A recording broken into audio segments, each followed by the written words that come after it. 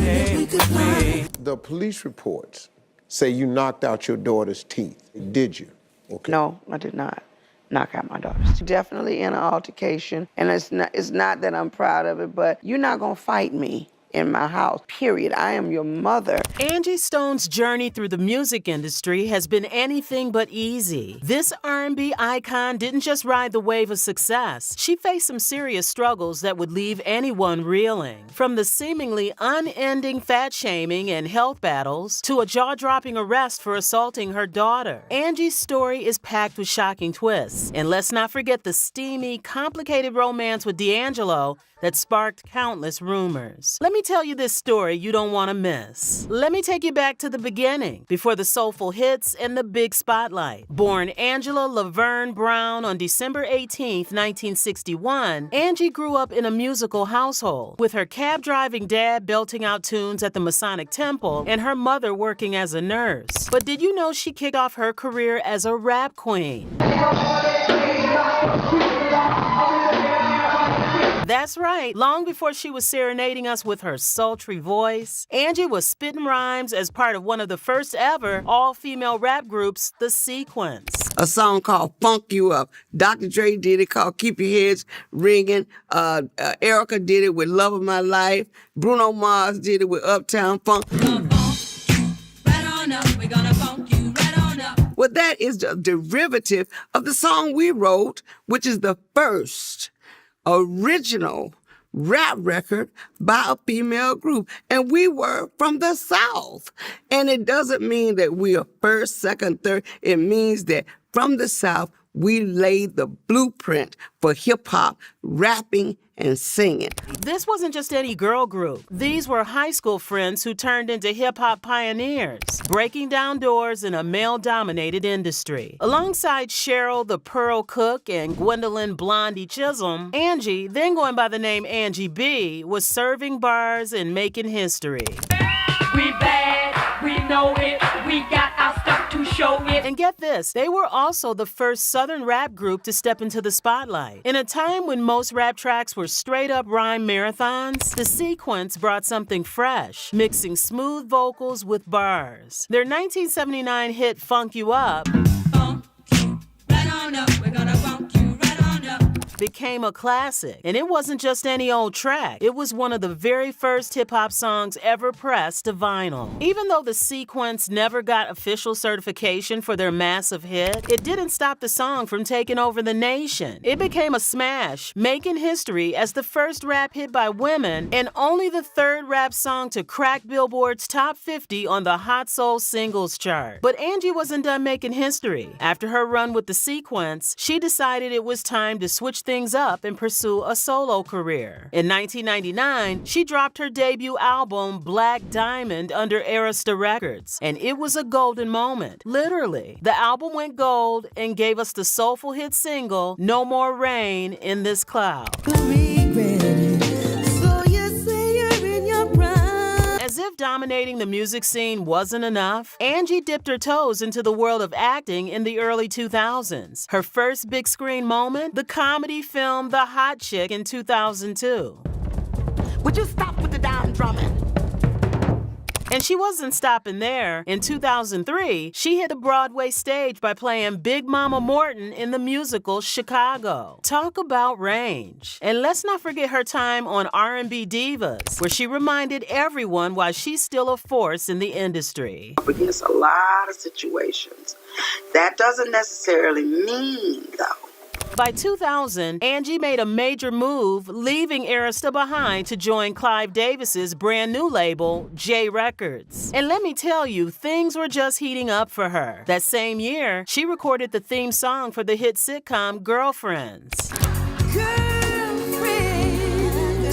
You know, the show that had all us glued to the TV every week. But Angie wasn't done blessing us with hits. In 2001, she dropped her second album, Mahogany Soul, and gave us the anthem, Wish I Didn't Miss You. I wish I didn't miss you anymore. If you've ever had your heart broken, you'll relate to this song on another level. Fast forward to 2005, Angie was back in the studio working on what was supposed to be her 5th album. But here's where the plot thickens. J Records, looking to cut corners, decided to squeeze some pennies and had her transfer the new material, including the single I Wasn't Kidding,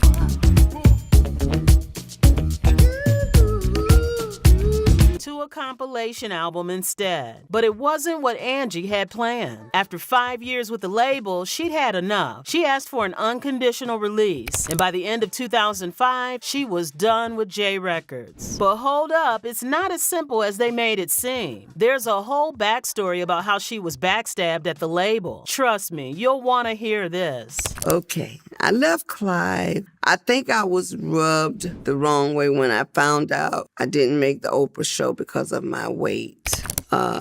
Basically made a deal. I'm thinking they made a deal that we'll come, but she has to leave. And so I kind of got a feeling my album budget got cut. Was shortly after that, they told me I had to change the name of my album because Alicia was doing Diary of Alicia Keys. And at that point, my chest sunk in. But leaving J Records wasn't the only battle Angie faced during this period. Behind the music, she was dealing with a harsh reality, the brutal sting of body shaming. Even her own label wasn't above making snide comments about her appearance. Can you believe that? I didn't make the show because of my weight. At her heaviest, Angie weighed over 300 pounds, and the industry critics didn't hold back. They mocked her for being plus-sized and dark-skinned, piling on the pressure. But what most people didn't know was that Angie wasn't just struggling with her weight. She was silently battling type 2 diabetes. Back when I had all that weight on me, I was on prednisone, which is a steroid. I'd never been a big girl prior to that. But when I got on the medicine, it was right at the peak of my career, which was No More Rain came out. I looked bloated. I was on medication. You have to know that it devastated me when my manager at the time was Breon Prescott, and he turned around and told me, Angie, Clive wouldn't let you go because of your weight. He didn't want you to be on there because he felt like you were too big. And at that particular time, I was on medication. So people look at me now and say, oh, she done lost all the weight. I was always small. I just got rid of the medication and went back down to my size. But the fat jokes got in the way of a lot of success stories for me. Diagnosed in 1999, she first noticed something was seriously wrong when a leg cramp left her unable to walk for days. But despite being overweight and having a family history of diabetes, Angie didn't immediately think that her symptoms were linked to the disease. In fact, she thought she was too busy to develop it. Can you imagine? The health struggles didn't even end there. It has had its moments where I hid it from the world. She experienced congestive heart failure, high blood pressure, and the steroid medication she was prescribed caused significant weight gain. Found it. Couldn't get lipo. I couldn't be cut, period, because you would bleed out. So that was something I had to skate across.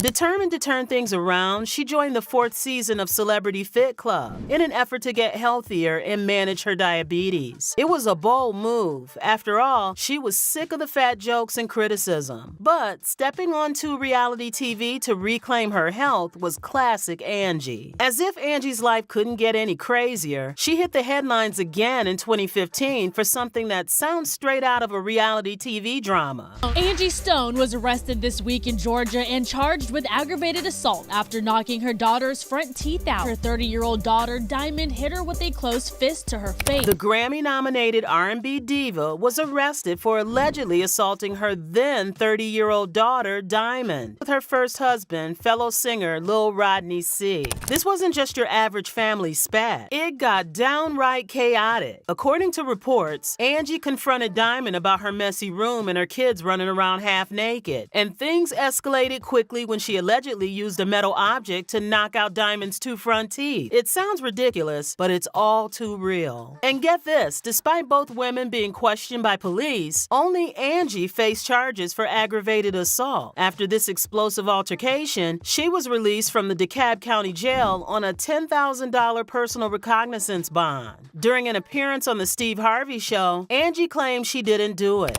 Okay, did you? Okay. No, I did not. knock out my daughter's teeth. I think that in her defense, I think the tooth probably fell out because one had fallen out a week prior to that tooth coming out. And when you have an altercation as such, you can bite down on your lip, and if a tooth is already brittle and decaying. She also made it clear that they had reconciled and were in a better place. We're in the best position that we've ever been in, she said, claiming both her children now run her company. But is that really how family drama works? When it comes to the drama in Angie Stone's life, her co-parenting saga with D'Angelo takes the cake. This former couple's love story began in the 90s and spanned 4 years, starting when Angie was 30 and D'Angelo was just 19. Their chemistry was undeniable, especially when they collaborated on D'Angelo's debut album, Brown Sugar. Brown sugar, babe. Which Angie co-wrote and co-produced. That album not only put them on the map, but also earned a Grammy nomination for Best R&B Album. But the fairy tale had its complications. Angie claims their love was equally matched, but the world seemed to think she was the one head over heels. Despite the whispers, the reality of co-parenting their now 25-year-old son, Michael Archer II, better known as Suavo Twain, hasn't been a walk in the park. In an Instagram post, Suavo dropped a remix of his dad's classic track, Shit Damn Motherfucker, leaving fans buzzing. But not all the comments were positive. They range from cheeky quips about Angie being a sugar mama to serious accusations of grooming. Isn't it wild how a simple song can reignite old flames of controversy? Let's not forget, D'Angelo was just a fresh-faced 19 when they started dating. Angie was the older woman, but they connected on a deeper level. All cut up, and it's just like, look at this fine, gorgeous man. Having faced their own weight struggles, they totally got each other, proving love knows no bounds. But let's get real. Things took a turn around the time D'Angelo dropped How Does It Feel? And while their romance had its ups and downs, Angie still describes her feelings for him as the purest love. We guess that's why she wrote Did You Forget About Me for him. Although she claims otherwise. The song was written metaphorically. The question was asked to God, did you forget about me? The outcome of the story is about a soulmate, a love, and who do you think the song is about? I've loved not only D'Angelo, I've loved other men. It's safe to say it could possibly be about D'Angelo.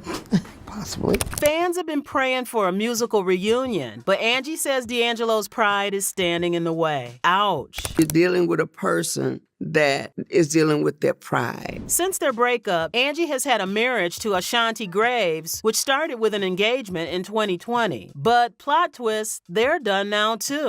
I am no longer married, believe it or not. It was the shortest lived marriage that I could think of, but she admits she's not looking to replace the legendary love she had with D'Angelo, saying, when it's perfect, how do you find that perfect one again? And guess what? She even turned down the dreamy Idris Elba.